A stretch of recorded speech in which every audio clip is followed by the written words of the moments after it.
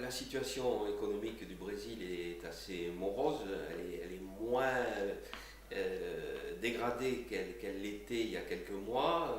Les chiffres sont tombés en décembre, une croissance de 2,3%, ce qui était inespéré il y a encore quelques semaines. Malgré tout, on est loin des 7,5% de croissance en 2010. Donc l'ambiance est, disons, un peu morose et elle est surtout marquée aussi par l'approche non pas de la Coupe du Monde de football, mais des élections présidentielles du mois d'octobre prochain. Donc la campagne est d'ores et déjà commencée. De ce point de vue-là, les candidats en présence, et notamment la présidente, souhaitent que la Coupe du Monde de football se passe sans vague, sans problème particulier, en vue de ne pas trop bousculer les rapports de force qui apparaissent dans les sondages et qui sont favorables à la présidente sortante.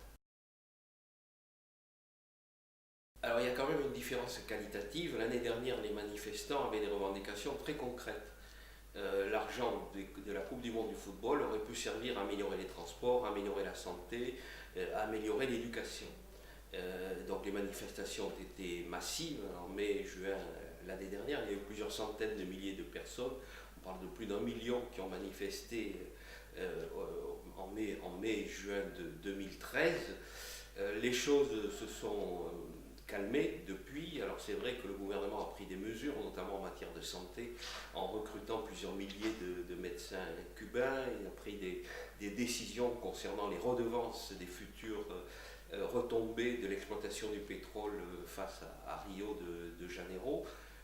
Mais se sont greffés sur ces manifestations qui avaient des objectifs très concrets, des groupes qui sont connus dans le monde entier sous le nom de Black Bloc, qui manifestent pour manifester, qui sont dans la contestation sans revendication particulière.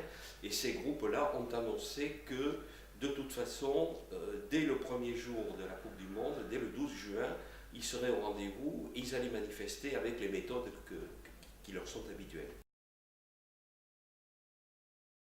La Coupe du Monde de football est arrivée dans le panier brésilien un petit peu par hasard. C'était en 2003, c'était le tour de l'Amérique latine. La FIFA organise un tour entre les continents, et donc les latino-américains se sont concertés, et le Brésil a posé sa candidature. Il a été soutenu par l'Argentine face à une candidature concurrente de la Colombie et des pays andins. Ce n'est qu'au bout de quelques années que les Brésiliens, alors c'est vrai qu'en 2003, quand ils ont réussi à obtenir la Coupe du Monde de football, en 2003, ils étaient sortis d'une phase électorale, donc les choses étaient encore assez peu définies de ce point de vue-là. Quelques années plus tard, le président de l'époque, donc le président Lula da Silva, le Brésil s'étant affirmé d'un point de vue international, étant entré dans le G20, on a considéré que finalement, rentrer au G20 et avoir la Coupe du Monde de football, c'était quelque part deux éléments, deux acquis qui pouvaient être bonifiés. Et donc, il a posé la candidature du Brésil aux Jeux Olympiques de 2016. Et là, il a vraiment mobilisé la diplomatie brésilienne avec succès pour obtenir ces Jeux Olympiques, considérant qu'effectivement, le sport était un élément d'influence que d'ailleurs le Brésil a utilisé de façon assez à droite en Haïti par exemple, puisque le Brésil à la même époque a posé sa candidature qui a été retenue pour diriger une opération de paix des Nations Unies en Haïti, et qu'une des premières choses que les Brésiliens ont fait après avoir déployé leurs troupes, c'est d'organiser un match de football entre l'équipe de Haïti et l'équipe nationale du Brésil, en présence du président Lula, avec distribution de maillots, etc.